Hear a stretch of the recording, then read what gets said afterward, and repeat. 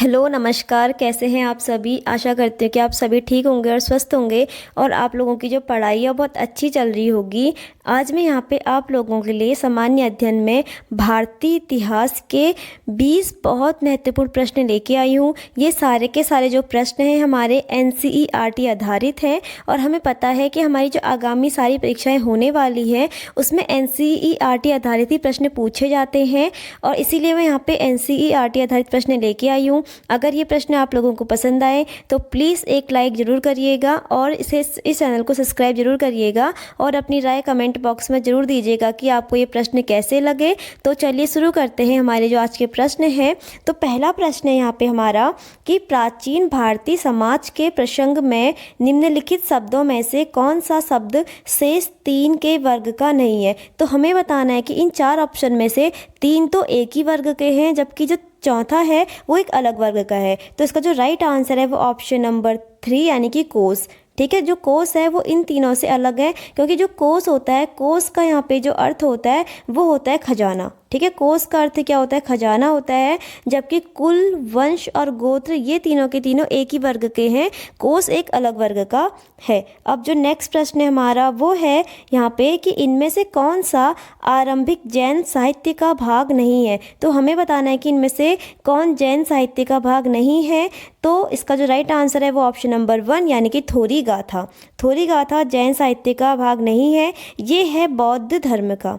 ठीक है, ये बौद्ध धर्म का भाग है। जबकि आचारांग सूत्र, सूत्र कृतांग और बृहत कल्प सूत्र ये तीनों के तीनों किससे संबंधित हैं, जैन साहित्य से संबंधित हैं। नेक्स्ट प्रश्न है हमारा, नेक्स्ट प्रश्न है यहाँ पे विशाख दत्त द्वारा रचित मूल ग्रंथ है। तो हमें बताना है कि विशाख दत्त द्वारा रचित मूल ग्रंथ इनमें से कौन सा है। तो जो इसका राइट आंसर है वो है यहाँ पे ऑप्शन नंबर 1 यानी कि देवी चंद्रगुप्तम। तो देवी चंद्रगुप्तम किसके द्वारा रचित है, ये रचित है विशाख दत्त के द्वारा। और विशाख दत्त ने इनका एक और रचना है वो है मुद्रा राक्षस। ठीक है, मुद्रा राक्षस भी किसकी है, ये भी क्या है, विशाख दत्त की ही है। कभी एग्जाम पूछा जाएगा कि जो मुद्रा राक्षस है वो किसके द्वारा रचित है, तो वो भी विशाख दत्त के द्वारा ही रचित है। अब यहाँ पे से एग्जाम में हमेशा प्रश्न बनते हैं कि रचिताओं से, तो इसको हम देख लेते हैं यहाँ पे कि जो विक्रमांक देव चरित है, ठीक है, जो विक्रमांक देव चरित है ये है यहाँ पे विल्हण की।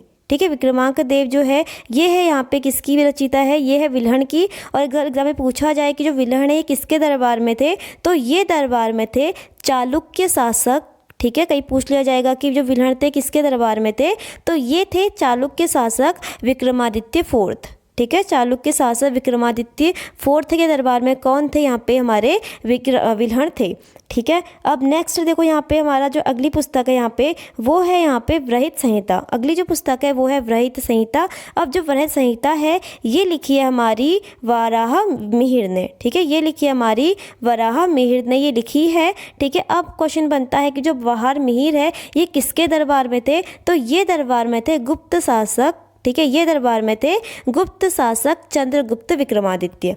ठीक है, तो वराह मिहिर जो थे ये गुप्त शासक चंद्रगुप्त विक्रमादित्य के दरबार में थे। अब जो नेक्स्ट है यहाँ पे वो है यहाँ पे अष्टाध्यायी। ठीक है, नेक्स्ट है अष्टाध्यायी। तो ये लिखी है अष्टाध्यायी, लिखी है यहाँ पे किसने, पाणिनि ने। अष्टाध्यायी किसकी है, तो ये है किसकी, पाणिनि की अष्टाध्यायी है। अब नेक्स्ट प्रश्न है यहाँ पे हमारा, नेक्स्ट प्रश्न है कि शूद्रक द्वारा रचित मूल ग्रंथ है। तो शूद्रक द्वारा रचित जो मूल ग्रंथ है वो है यहाँ पे मृच्छकटिकम। ठीक है, क्या है, मृच्छकटिकम। अब जो यहाँ पे जो मृच्छकटिकम जो मूल ग्रंथ है इसमें क्या है ना, इसमें एक धनी व्यापारी है और एक है गणिका की पुत्री, धनी व्यापारी और गणिका की एक पुत्री की प्रेम गाथा है। ठीक है, अब एग्जाम में पूछ लिया जाएगा कि जो मृच्छकटिकम है इसका जो मेन पाठ है वो क्या है, तो इसमें एक धनी व्यापारी और एक गणिका की पुत्री की प्रेम गाथा है। ठीक है, नेक्स्ट प्रश्न है यहाँ पे हमारा, ठीक है, नेक्स्ट प्रश्न है कि निम्न में से किस ऐतिहासिक ग्रंथ द्वारा अरबों की सिंध पर विजय की जानकारी मिलती है। तो हमें बताना है कि इनमें से किस में हमें अरबों की सिंध पर विजय की जानकारी मिलती है। तो ये मिलती है हमें चचनामा से। ठीक है, चचनामा से हमें अरबों की सिंध पर विजय की जानकारी मिलती है। और पूछ लिया जाएगा कि जो चचनामा है वो किसने लिखी है, किसकी पुस्तक है, तो ये है यहाँ पे हमारी अली अहमद की।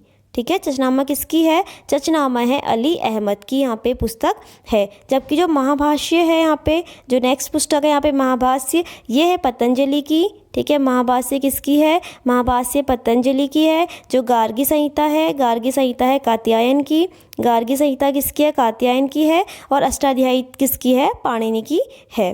ठीक है, अब नेक्स्ट प्रश्न है यहाँ पे हमारा कि निम्न में से किस ऐतिहासिक ग्रंथ में ज्योतिष की जानकारी और भारत पर होने वाले यवन आक्रमण की जानकारी मिलती है?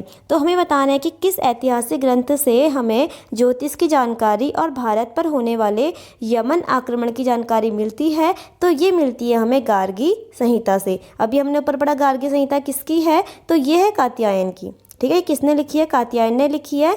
ठीक है, और कात्यायन ने गार्गी संहिता लिखी है और इससे हमें क्या मिलती है?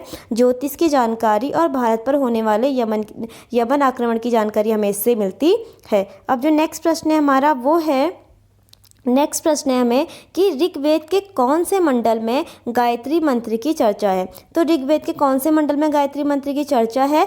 तो ये है तीसरे मंडल में। ठीक है, तीसरे मंडल में गायत्री मंत्र की चर्चा है। और जो हमारा गायत्री मंत्र है वो लिखा किसने है? वो लिखा है विश्वामित्र ने।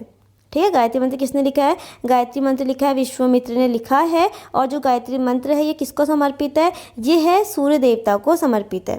ठीक है, ये सूर्य देवता को समर्पित है। वही पूछ लिया जाएगा कि जो गायत्री मंत्र है वो किस देवता को समर्पित है, तो वो सूर्य देवता को समर्पित है। और जो इसकी रचना करी है ये करी है विश्वामित्र ने करी है। ठीक है, अब जो नेक्स्ट प्रश्न है हमारा वो है, नेक्स्ट प्रश्न है निम्न में से कौन सा ऐसा वेद गद्य और पद्य दोनों में वर्णित है? तो हमें बताना है कि निम्न में से कौन सा वेद गद्य और पद्य दोनों में है। तो जिसका राइट आंसर है वो है यजुर्वेद। यानी कि यजुर्वेद एकमात्र ऐसा वेद है कि जो गद्य में भी है और पद्य में भी वर्णित है। अब नेक्स्ट प्रश्न है यहाँ पे हमारा, नेक्स्ट प्रश्न है कि निम्न में से किस अभिलेख से सती प्रथा की जानकारी प्राप्त होती है? तो हमें बताना है कि किस अभिलेख से सती प्रथा की जानकारी प्राप्त होती है।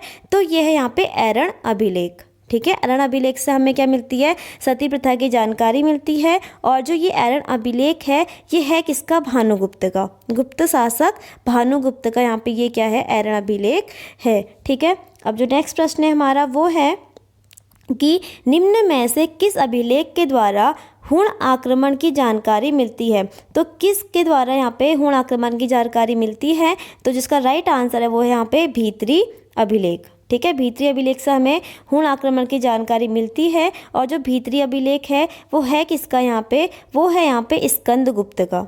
ठीक है, जो भीतरी अभिलेख है वो किसका है? वो है स्कंदगुप्त का है, जिससे हमें हुण आक्रमण की जानकारी मिलती है। अब नेक्स्ट प्रश्न है यहाँ पे हमारा, जो नेक्स्ट प्रश्न है वो है यहाँ पे कि रेशम बुनकर की श्रेणियों की जानकारी किस अभिलेख से प्राप्त होती है? तो रेशम बुनकर की श्रेणी की जो जानकारी है वो हमें प्राप्त होती है यहाँ पे मंदसौर अभिलेख।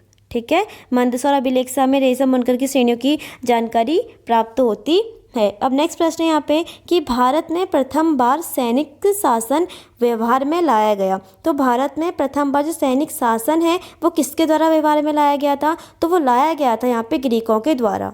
ठीक है, जो ग्रीक यानी यूनानी थे इनके द्वारा वो पहली बार भारत में सैनिक शासन व्यवहार में लाया गया था। और ग्रीकों में कौन लेके आया था? ये लेके आया था सिकंदर। ठीक है, ग्रीकों में कौन लेके आया था? ये लेके आया था सिकंदर। ये हमेशा याद रखना। अब नेक्स्ट प्रश्न है हमारा यहाँ पे, नेक्स्ट प्रश्न है कि निम्नलिखित पशुओं में से किस एक का हड़प्पा संस्कृति में मिली मोहरों और टेराकोटा कलाकृतियों में निरूपण नहीं हुआ था? तो हमें बताना है कि इन 4 पशुओं में से किसका हड़प्पा सभ्यता से जो मिली मोहरें और टेराकोटा की कलाकृतियां हैं उसमें इसका निरूपण नहीं है। तो जिसका राइट आंसर है वो है गाय। गाय का निरूपण नहीं है, जबकि हाथी, गैंडा और बाघ इन तीनों का उसमें निरूपण है। अब नेक्स्ट प्रश्न है यहाँ पे कि नर्मदा नदी पर सम्राट हर्ष के दक्षिणावर्ती अभियान को रोका। यानी कि जब सम्राट हर्ष जब दक्षिण भारत का अभियान कर रहा था तो उसको नर्मदा नदी पर किसने रोका था? तो वो रोका था पुलकेशिन द्वितीय ने। ठीक है, पुलकेशिन द्वितीय ने रोका था। इसकी जानकारी हमें किससे मिलती है? इसकी जानकारी हमें मिलती है पुलकेशिन के अभिलेख ऐहोल अभिलेख से। ठीक है, इसकी जानकारी पुलकेशिन द्वितीय के अभिलेख ऐहोल अभिलेख से हमें इसकी जानकारी मिलती है। अब नेक्स्ट प्रश्न है यहाँ पे हमारा, अब नेक्स्ट प्रश्न है यहाँ पे कि प्राचीन भारत की निम्नलिखित पुस्तकों में से किस एक में शुंग राजवंश के संस्थापक के पुत्र की प्रेम कहानी है। तो हमें बताना है कि जो शुंग राजवंश के संस्थापक थे उनके जो पुत्र थे उनकी जो प्रेम कहानी है वो इन चारों पुस्तकों में से किस में वर्णित है। तो वो है यहाँ पे मालविका अग्निमित्र। ठीक है, मालविका अग्निमित्र में यहाँ पे वो वर्णित है। और जो मालविका अग्निमित्र ये लिखी किसने है, ये लिखी है कालिदास ने। ठीक है, मालविका अग्निमित्र किसने लिखी है, ये लिखी है कालिदास ने, जिसमें शुंग वंश के जो एक राजा थे, ठीक है, जो राजा थे अग्निमित्रम और मालविका, इन दोनों की प्रेम कहानी इसमें वर्णित है। अब नेक्स्ट प्रश्न है यहाँ पे हमारा कि महावीर स्वामी का जन्म कहाँ हुआ था। तो महावीर स्वामी का जन्म कुंडग्राम वैशाली में हुआ था। अब नेक्स्ट प्रश्न है यहाँ पे हमारा, नेक्स्ट प्रश्न है कि महावीर स्वामी के दिए गए उपदेश किस पुस्तक में वर्णित है। तो महावीर स्वामी के दिए गए जो उपदेश हैं वो किस पुस्तक में वर्णित है। तो वो वर्णित है 14 पूर्वा पुस्तक में।